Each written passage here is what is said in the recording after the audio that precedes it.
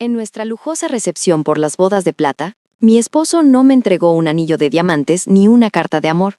En lugar de eso, me arrojó los papeles del divorcio sobre la mesa frente a nuestros 100 invitados. 25 años han sido un cautiverio suficiente. Ahora deseo a alguien que respire juventud, no a alguien marchita. Mañana mismo quiero que desocupes mi ático, declaró con una frialdad que heló la sangre de todos. Se le olvidó un detalle fundamental. Ese ático fue un regalo exclusivo de mis padres hacia mí, mucho antes de que él tuviera un centavo en el bolsillo. Su madre, sentada a su lado, solo esbozó una sonrisa de satisfacción contenida. Sin derramar una sola lágrima, me levanté con elegancia, me dirigí al centro del salón y tomé el micrófono. Lo que dije a continuación no solo borró su sonrisa de superioridad, sino que lo dejó temblando ante la mirada de todos sus socios. Pero antes de que descubran cómo se derrumbó su castillo de naipes, permítanme contarles cómo empezó esta red de traiciones. Aquella madrugada, Lucía se despertó con el corazón martilleando contra sus costillas. Un murmullo sibilino se filtraba por la rendija de la puerta de la recámara. Eran las 3 de la mañana, y Alejandro, su esposo, hablaba por teléfono en el pasillo con una agitación que Lucía no le veía desde hacía años. Se mantuvo inmóvil, mimetizándose con la penumbra, captando frases que caían como puñales. «Todo tiene que ser quirúrgico, mamá», decía Alejandro con una voz cargada de una ambición oscura. Ella no sospecha absolutamente nada. Está convencida de que estamos celebrando nuestra unión. «Así se hace, hijo mío», respondía la voz gélida de doña Mercedes al otro lado de la línea. Esa mujer ya cumplió su propósito. Es hora de que el patrimonio regrese a manos de quien lo merece. Lucía sintió que el aire se volvía denso. ¿De qué hablaban? ¿Por qué su suegra y su marido tejían planes a sus espaldas justo cuando faltaban días para su aniversario de plata? Cuando escuchó los pasos de Alejandro regresar, cerró los ojos y controló su respiración, fingiendo un sueño profundo.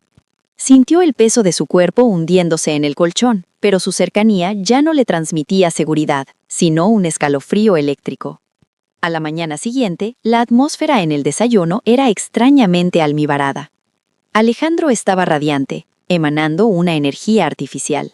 «Alejandro, mi reina», dijo inclinándose para besar su mejilla, envuelto en el aroma de su colonia de diseñador. «¿Qué te parece si hoy reservamos el salón más exclusivo del Hotel Gran Palacio para nuestra fiesta? Quiero que el mundo entero sea testigo de lo que hemos construido en estos 25 años». «Construido», repitió ella en su mente, mientras lo observaba con una nueva lupa. Durante un cuarto de siglo, Alejandro siempre había sido el crítico, el hombre que encontraba fallas en cada cena, en cada viaje, en cada esfuerzo de Lucía. Este repentino entusiasmo era la primera señal de alarma. Mientras él se preparaba para irse a la oficina, dejó su teléfono sobre la encimera de granito. Una notificación iluminó la pantalla. Lucía, fingiendo limpiar unas migas de pan, leyó rápidamente. «Recordatorio. Cita con Garrido. 11 a.m. «Oye, Ale», soltó ella con naturalidad. «¿Quién es ese pal Garrido que tienes en la agenda?» Alejandro se tensó de inmediato. Un microgesto que no pasó desapercibido para una mujer que conocía cada uno de sus tics. Sus ojos se desviaron a la izquierda por una fracción de segundo. «Ah, es solo un consultor de inversiones que me recomendó un socio de la capital. Temas de trabajo. Ya sabes, la empresa está creciendo». Lucía sonrió, pero por dentro algo se quebró. Sabía que mentía. Cuando Alejandro ocultaba algo, siempre parpadeaba con una frecuencia inusual. Al quedarse sola, el silencio de la casa se volvió opresivo. 25 años. Se conocieron siendo dos estudiantes con sueños modestos. Ella, la hija de una familia de clase media acomodada. Él, un joven ambicioso con una maleta de promesas. Se amaron, o eso creía ella. El único vacío en su hogar era la ausencia de hijos, un milagro que nunca llegó a pesar de los innumerables intentos médicos. Alejandro había convertido esa tristeza en un arma silenciosa, permitiendo que doña Mercedes lanzara comentarios venenosos sobre la estirpe interrumpida.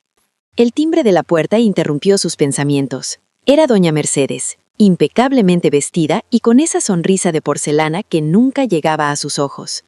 Decía: «Lucía, querida, qué alegría verte», introduciéndose sin pedir permiso, como si fuera la dueña de cada centímetro de suelo. Comenzó a recorrer la estancia, evaluando los muebles, las cortinas, el brillo de la plata. Estaba pensando, hija, Alejandro ya no es un muchacho, tiene 54 años y bueno, al no tener descendencia directa, deberíamos pensar en la protección de los sobrinos de la familia. Esos chicos de mi hermano son tan trabajadores. Sería una tragedia que el gobierno se quedara con todo lo que Alejandro ha logrado. Lucía dejó su taza de té sobre la mesa con una calma gélida. ¿Logrado? Mercedes, este apartamento y la mayor parte de nuestras inversiones iniciales fueron herencia de mis padres. La suegra agitó la mano con desdén. Detalles, querida, detalles legales. Por cierto, ¿dónde guardan las escrituras originales de esta propiedad y los certificados de los fondos? Alejandro dice que los perdiste en la última mudanza. Ahí fue donde lo vio con claridad meridiana. No era solo un divorcio, era una expropiación. Mercedes y Alejandro estaban rastreando sus activos para dejarla en la calle. Están en la caja fuerte del despacho, respondió en seco, notando cómo los ojos de la anciana brillaban con una avaricia mal disimulada. Al marcharse su suegra, Lucía no perdió tiempo. Fue a la computadora de Alejandro. Él siempre usaba la misma contraseña, el día de su primer beso, pero esta vez el acceso fue denegado. Probó la fecha de nacimiento de Mercedes, la de él, incluso la fecha en que fundaron la empresa. Nada. Entonces, un presentimiento amargo la invadió. Probó con la fecha en la que supuestamente él había conocido a su nueva asistente, Valeria. El sistema se abrió. El historial de búsqueda fue una bofetada de realidad. ¿Cómo anular contratos de propiedad compartida? Maniobras legales para desalojar cónyuge. Abogado especialista en división de bienes asimétrica. Sus manos temblaban mientras el teléfono de la casa sonaba. Era Isabel, su mejor amiga. Lucía, no sé cómo decírtelo, pero acabo de ver a Alejandro en una joyería de la zona alta. Estaba con una mujer joven, blonda, muy atractiva. Se abrazaban como si el mundo no existiera, y él le estaba probando una esmeralda enorme. Lucía colgó el teléfono. El rompecabezas estaba completo, pero ella no iba a ser la pieza que ellos desecharan. Alejandro pensaba que ella era la esposa sumisa y gris que él describiría en su discurso, pero olvidaba que ella era la contadora que había saneado sus cuentas durante 2 décadas. La guerra estaba declarada, y Lucía tenía un arsenal que Alejandro ni siquiera podía imaginar. Lucía pasó el resto de la tarde con una calma que a ella misma le asustaba. Era la calma del guerrero que, tras descubrir que su hogar está rodeado por el enemigo, comienza a afilar su espada en silencio. Alejandro regresó a casa entrada la noche, cargando un ramo de peonías y una caja de bombones belgas. Para la mujer que ha estado a mi lado en cada paso, proclamó él con una seguridad cínica que le revolvió el estómago a Lucía. Única, pensó ella mientras aceptaba el beso frío que él le depositó en los labios. ¡Qué ironía, Alejandro! Cuando él se metió a la ducha, Lucía actuó con la precisión de un cirujano. Tomó el teléfono de su esposo, ya no necesitaba adivinar la clave. El rastro del engaño estaba abierto ante ella. Entró en la aplicación de mensajería y lo que leyó fue una bofetada de realidad que casi le corta la respiración. Había un grupo de chat titulado Proyecto Libertad, donde los participantes eran Alejandro, doña Mercedes y el abogado Garrido. «Todo está listo para la recepción», escribía Garrido. «He redactado el documento de renuncia voluntaria de bienes. Bajo la presión pública que Alejandro ejercerá en su discurso, ella firmará solo para evitar el escarnio. Será un golpe psicológico maestro». Doña Mercedes añadía: «¿Estás seguro de que no sospecha nada? Esa mujer siempre ha sido más astuta de lo que aparenta». Alejandro respondía con un emoji de risa. «Por favor, mamá. Lucía es predecible y está cegada por la rutina. Cree que voy a darle una sorpresa romántica. No tiene idea de lo que le espera es su salida definitiva de mi vida». Pero el golpe más doloroso no fue la conspiración económica, sino los mensajes privados con Valeria. «Mi amor, solo unos días más», decía Alejandro a su amante. «Después del aniversario, el ático será nuestro nido. Estoy harto de oler su perfume de siempre y ver su rostro cansado. Quiero despertar con tu juventud cada mañana». Lucía sintió un nudo ardiente en la garganta. 25 años reducidos a un rostro cansado, por el hombre al que ella había ayudado a escalar cada peldaño del éxito. Con las manos temblorosas, pero el pulso firme, Lucía reenvió cada captura de pantalla, cada documento adjunto y cada audio de voz a su propio correo electrónico. Borró los rastros de su incursión y dejó el teléfono exactamente donde estaba. Necesitaba ayuda legal, pero no cualquier abogado. Necesitaba a alguien que conociera los puntos ciegos de la ley. Al día siguiente, Lucía se dirigió a un elegante despacho en el centro financiero. Ahí la esperaba Sofía, su compañera de la universidad y ahora una de las abogadas de familia más temidas de la ciudad. Sofía la recibió con un abrazo, pero su mirada profesional detectó de inmediato la tormenta detrás de los ojos de su amiga. «Cuéntame todo, Lucía, y no te guardes nada». Lucía desglosó la traición. Sofía escuchaba mientras tomaba notas rápidas, frunciendo el ceño ante la mención del abogado Garrido. Garrido es un tiburón sin escrúpulos, Lucía. Su especialidad es romper a las esposas emocionalmente para que cedan sus derechos en la mesa de negociaciones. Quieren humillarte frente a tus amigos y socios para que tu deseo de escapar sea más fuerte que tu deseo de proteger tu patrimonio. Pero se han equivocado de víctima. «¿Qué puedo hacer?», preguntó Lucía con voz baja. Sofía se inclinó hacia adelante. «Primero, no cambies tu actitud. Que sigan creyendo que eres la mujer ingenua que ellos describen. Segundo, he revisado los antecedentes de ese átito. Alejandro cometió un error de principiante al pensar que el tiempo convierte lo privado en compartido. Si tus padres te lo donaron antes de que él fuera incluido en las escrituras posteriores, ese inmueble es inexpugnable. Y tercero, necesitamos mover tus activos líquidos». Lucía salió de la oficina de Sofía con un plan de batalla, pero al llegar a casa, la realidad la golpeó de nuevo. Alejandro estaba en el salón, mirándose al espejo mientras se ajustaba un traje nuevo. «Lucía, te veo desmejorada», soltó sin siquiera mirarla directamente. «Últimamente te has abandonado un poco. Tienes 50 años, no 100, pero parece que te has rendido. Deberías ir al gimnasio o hacerte algún tratamiento. Hoy vi a la hija de nuestro vecino. Tiene 30 años, pero luce impecable. Tú entiendes».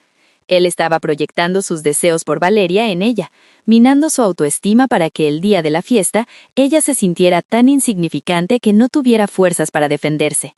Lucía solo sonrió levemente. «Tienes razón, Alejandro. Quizás necesito un cambio radical de vida, uno que empiece pronto». Esa noche Lucía no durmió. Mientras Alejandro roncaba a su lado, Lucía abrió su computadora personal y revisó su cuenta bancaria personal. Notó que en los últimos 2 meses, Alejandro había desviado casi $500,000 de su fondo común bajo el concepto de consultorías externas. Eran los regalos para Valeria y los honorarios de Garrido.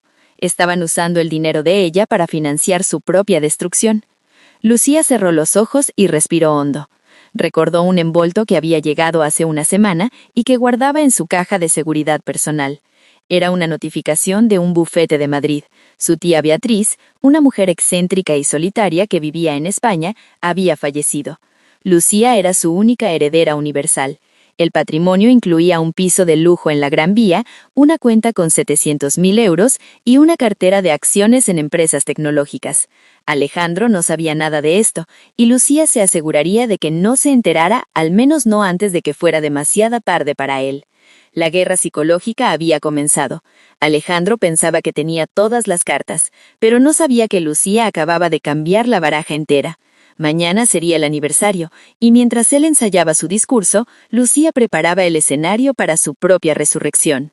El lunes amaneció con un sol pálido que se filtraba por las cortinas de seda del ático, pero para Lucía, la luz nunca había sido tan reveladora. Tenía el plan trazado en su mente con la frialdad de una auditoría financiera. Alejandro se había marchado temprano, murmurando algo sobre una reunión de crisis con sus socios. Lucía sabía que esa crisis se llamaba Valeria y que probablemente estaban desayunando en algún hotel boutique, celebrando por adelantado su supuesta victoria. Sin perder un minuto, Lucía se dirigió a la zona antigua de la ciudad. No iba a ver a cualquier abogado, se dirigió al despacho de don Ricardo, el notario que había llevado los asuntos de su familia durante décadas y el mismo que presenció la firma de las escrituras del ático en el año 2005. Don Ricardo, un hombre de cabellos blancos y mirada penetrante, la recibió con una calidez que casi la hace llorar. «Lucía, qué alegría verte. Tu padre siempre decía que heredaste su temple para los negocios». dijo el anciano mientras buscaba en sus archivos físicos. He revisado lo que me pediste por teléfono. Aquí está la clave de todo. Don Ricardo extendió una carpeta amarillenta sobre el escritorio de caoba. Lucía leyó las cláusulas con avidez. Alejandro y su abogado, Garrido, habían cometido un error garrafal. Asumieron que al haber vivido 25 años en la propiedad y haber pagado los impuestos municipales desde la cuenta común, Alejandro tenía derecho al 50%. Sin embargo, el documento original era una donación de carácter privativo de los padres de Lucía hacia ella, con una cláusula de exclusión expresa para cualquier cónyuge presente o futuro. Legalmente, Lucía, este ático es un castillo en el que Alejandro solo es un invitado de largo plazo, explicó don Ricardo con una sonrisa austera. El hecho de que él haya pagado los gastos corrientes se considera una compensación por el uso de la vivienda, no una inversión para adquirir la propiedad. Si intentan obligarte a firmar una renuncia bajo presión, este documento los enviará directo a la cárcel por intento de fraude. Lucía sintió una descarga de adrenalina. Tenía el escudo, ahora necesitaba la espada. Su siguiente parada fue el consulado español. Allí, tras varias horas de trámites y verificaciones biométricas, Lucía recibió el certificado final de la herencia de su tía Beatriz. Al abrir el dossier digital, los números bailaron ante sus ojos. No solo eran las propiedades en Madrid, Beatriz había sido una inversora silenciosa en una empresa de logística que acababa de salir a bolsa. El valor neto de Lucía ahora triplicaba la fortuna personal de Alejandro. Salió del consulado y se sentó en un café cercano. Pidió un expreso doble y sacó su teléfono. Entró en la cuenta bancaria de la empresa de Alejandro, a la que todavía tenía acceso como contadora principal. Con una precisión gélida, comenzó a rastrear los últimos movimientos. Alejandro no solo había desviado fondos para Valeria, había pedido un préstamo puente utilizando el ático como garantía colateral, falsificando digitalmente una autorización de Lucía. «Has cruzado la línea, Alejandro», susurró Lucía para sí misma, mientras capturaba las pruebas de la falsificación. «No solo quieres dejarme, quieres destruirme legalmente». Esa tarde, al regresar a casa, encontró a doña Mercedes en la cocina, inspeccionando el inventario de la plata como si ya estuviera repartiendo el botín. «Ah, Lucía, qué tarde llegas», dijo Mercedes con ese tono de falsa preocupación. «Espero que ya tengas listo tu vestido. Mañana es un día para que te veas discreta. No querrás eclipsar el momento importante de mi hijo». Lucía la miró directamente a los ojos, sin parpadear. Mercedes retrocedió un paso, sorprendida por la intensidad de la mirada de su nuera. «No se preocupe, Mercedes», respondió Lucía con una sonrisa enigmática. «Mañana será un día inolvidable para todos nosotros, especialmente para Alejandro. He preparado unas palabras que nadie espera». Al llegar la noche, Alejandro intentó jugar su última carta de manipulación. Se acercó a Lucía en el despacho y le entregó un sobre elegante. «Cariño, Garrido me pidió que revisaras esto. Es solo una formalidad para la protección de nuestros activos antes de que la empresa salga a bolsa el próximo mes. Dice que es mejor que todo esté a mi nombre temporalmente para facilitar los trámites bancarios. ¿Podrías firmarlo mañana antes de ir al Gran Palacio?» Alejandro la abrazó por detrás, pero Lucía sintió el frío de una serpiente. «Lo revisaré, Alejandro. Mañana te daré mi respuesta frente a todos», dijo ella, guardando el documento que era en realidad su propia sentencia de pobreza si llegaba a firmarlo. Alejandro se retiró a la habitación, convencido de que Lucía estaba atrapada. Ella, por su parte, se quedó en el despacho, contactando a Sofía, su abogada, y a un equipo de seguridad privada. La boda de plata ya no era una celebración, era una ejecución pública de la mentira. Lucía cerró los ojos y por primera vez en semanas durmió plácidamente sabiendo que el mañana no traería su ruina, sino la libertad absoluta comprada con la misma moneda con la que intentaron traicionarla. El salón principal del Hotel Gran Palacio brillaba bajo la luz de inmensas lámparas de cristal, un escenario de opulencia que parecía sacado de un sueño. Había 100 invitados, los socios más influyentes de Alejandro, amigos de décadas y la crema innata de la sociedad. En una esquina, Valeria, vestida con un atuendo rojo demasiado llamativo para una asistente, observaba la escena con una sonrisa de depredadora. Doña Mercedes caminaba entre las mesas como una reina regente, aceptando halagos por la solidez del matrimonio de su hijo. Cuando Lucía entró al salón, el murmullo de las conversaciones se detuvo por un segundo. No era la mujer gris y agotada que Alejandro esperaba. Vestía un diseño de seda azul medianoche, que se ceñía a su figura con una elegancia arquitectónica. Su rostro, iluminado por una confianza gélida, no mostraba rastro de la esposa sumisa. Alejandro, al verla, sintió una punzada de inquietud que rápidamente sofocó con su propia soberbia.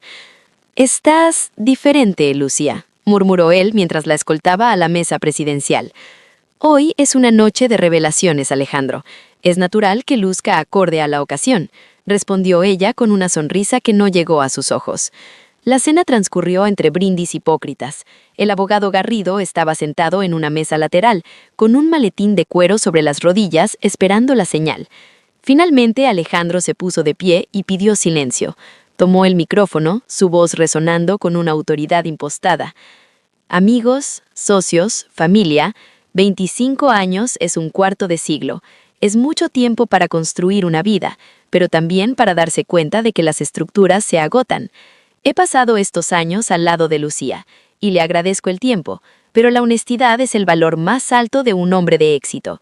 He decidido que hoy, en nuestra boda de plata, el mejor regalo que puedo darnos es la libertad». Un jadeo colectivo recorrió el salón. Alejandro continuó envalentonado por el silencio de Lucía. «Nuestro matrimonio ha cumplido su ciclo. He iniciado los trámites de divorcio. Lucía, sé que entenderás que nuestro ático y los fondos comunes deben ser reestructurados para el futuro de la empresa.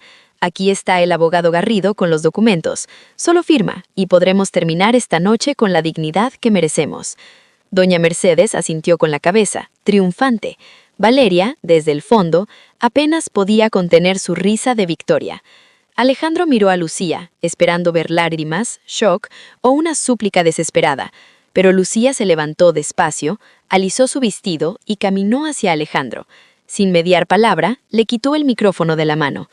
«Gracias, Alejandro, por ser tan honesto», comenzó Lucía, su voz firme y melódica llenando cada rincón del gran palacio. «Has hablado de libertad y de éxito. Es curioso, porque yo también tengo algo que decir sobre esos mismos temas». Lucía hizo una señal hacia la cabina técnica.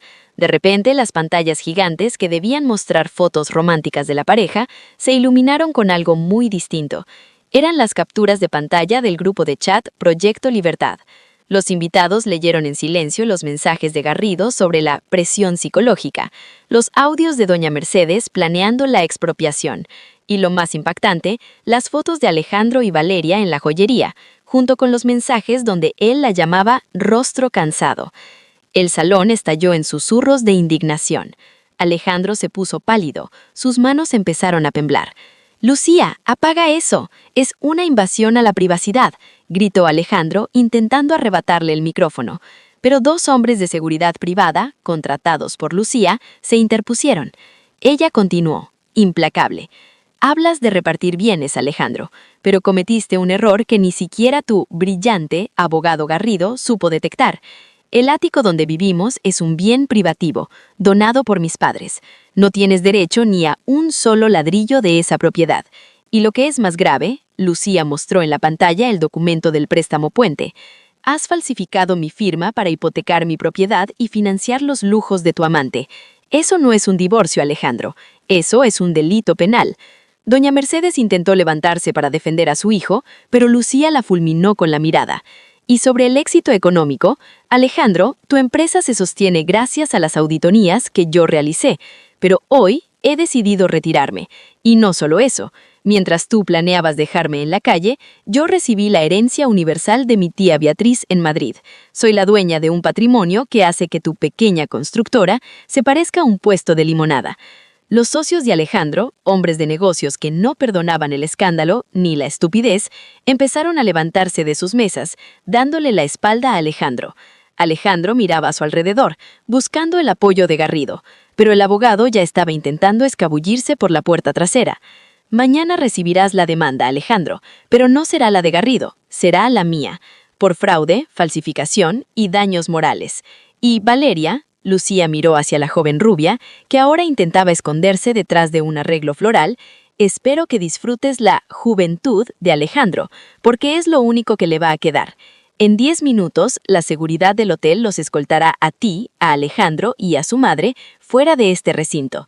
Esta fiesta ya no es una boda de plata, es mi fiesta de independencia. Lucía levantó su copa de champán hacia los invitados. Por la verdad, que siempre sale a la luz. El salón, que un momento antes era el escenario de la humillación de Lucía, estalló en un aplauso espontáneo. Alejandro, doña Mercedes y Valeria fueron retirados bajo la mirada de desprecio de todos los presentes. Lucía se quedó sola en el escenario, erguida y radiante, sabiendo que el naufragio de Alejandro apenas estaba comenzando, mientras ella ya divisaba el puerto de su nueva vida. 3 meses después de la escandalosa noche en el Gran Palacio, Lucía se encontraba frente al imponente edificio del Tribunal de Justicia. Ya no era la mujer que caminaba con cautela para no despertar la ira de su esposo. Ahora vestía un traje sastre color crema, y su mirada reflejaba la paz de quien ha reclamado su propio destino. Dentro de la sala, Alejandro parecía haber envejecido 10 años en 90 días. Su piel estaba cetrina, su cabello descuidado, y el traje que llevaba, el mismo de la fiesta, le quedaba grande, como si su soberbia se hubiera encogido junto con su cuenta bancaria. A su lado, ya no estaba el abogado Garrido, quien enfrentaba su propia investigación por ética profesional, sino un defensor de oficio que apenas miraba sus notas. La jueza, una mujer de expresión severa, dictó sentencia con una voz que no admitía réplicas. Se decreta el divorcio vincular por culpa exclusiva del demandado. El ático de la calle Alcalá se ratifica como bien privativo de la señora Lucía, debiendo el señor Alejandro desocuparlo de inmediato. Asimismo, ante las pruebas irrefutables de falsificación de firma en el préstamo hipotecario, se ordena dar traslado a la Fiscalía por fraude procesal y falsificación de documento privado. Alejandro se hundió en su silla. No solo perdía a su esposa y su estatus, ahora se enfrentaba a una posible pena de prisión. Pero lo peor para él fue el reparto de deudas. Debido a que los préstamos obtenidos fueron desviados para fines personales ajenos al bienestar familiar, el señor Alejandro será el único responsable de su liquidación total. Al salir del juzgado, Alejandro interceptó a Lucía en las escaleras. Estaba temblando. «Lucía, por favor, mi madre se ha quedado en la calle. Tuvo que vender su casa para pagar la fianza del primer juicio. Valeria me abandonó en cuanto se dio cuenta de que el ático no era mío. No tengo nada». Lucía se detuvo y lo miró con compasión distante, la misma que se siente por un extraño que ha caído en un pozo que él mismo cavó. Tuviste 25 años para valorar lo que teníamos, Alejandro, pero preferiste construir un altar a tu ego. No te guardo rencor, porque el rencor es un vínculo, y yo hoy rompo el último lazo que me unía a ti. Que tengas la vida que te has labrado. Lucía se dio la vuelta y subió a su nuevo vehículo, conducido por un chofer privado. Mientras el auto se alejaba, vio por el espejo retrovisor a Alejandro solo en la acera, la viva imagen de la derrota. Doña Mercedes terminó viviendo en un pequeño apartamento alquilado en las afueras, lejos de sus círculos sociales de lujo, lamentando cada día haber impulsado la ambición desmedida de su hijo. Valeria, fiel a su naturaleza, fue vista semanas después en los brazos de un empresario aún mayor que Alejandro, repitiendo el mismo ciclo de mentiras. Para Lucía, la vida se transformó en un lienzo en blanco de colores vibrantes. Se mudó a Madrid para tomar posesión de su herencia en la Gran Vía. No se retiró. En lugar de eso, fundó Beatriz & Co., una firma de consultoría financiera dedicada a proteger el patrimonio de mujeres en situaciones de vulnerabilidad. Se convirtió en un referente de éxito y resiliencia. Una noche, mientras observaba el atardecer desde su balcón en Madrid, con una copa de vino y un libro que ella misma había ayudado a financiar, Sofía, su abogada y amiga, la llamó. «Lucía, ha salido un reportaje sobre tu empresa. Te llaman la Dama de Hierro de la Justicia Financiera. ¿Cómo te sientes?» Lucía sonrió, sintiendo la brisa fresca de la noche. «Me siento libre, Sofía. He aprendido que la verdad puede tardar, pero cuando llega, no solo destruye las mentiras, sino que construye cimientos indestructibles para quienes tienen el valor de sostenerla». Lucía cerró los ojos, agradecida por el giro que dio su vida. Aquella humillación en la boda de plata no fue el fin de su mundo, sino el violento y necesario amanecer de su verdadera existencia. Ya no era la esposa de un millonario arrogante, era la dueña de su imperio, de su tiempo y, sobre todo, de su paz. ¿Qué te ha parecido la valiente respuesta de Lucía ante la traición de Alejandro? Esta historia nos recuerda que nunca es tarde para reclamar nuestro valor y que la justicia siempre encuentra su camino. Si te ha inspirado esta victoria, no olvides dejarnos tu opinión en los comentarios. ¿Qué nota le darías a la lección que recibió Alejandro? Suscríbete para más relatos que te harán reflexionar y no olvides activar la campanita. Hasta la próxima historia.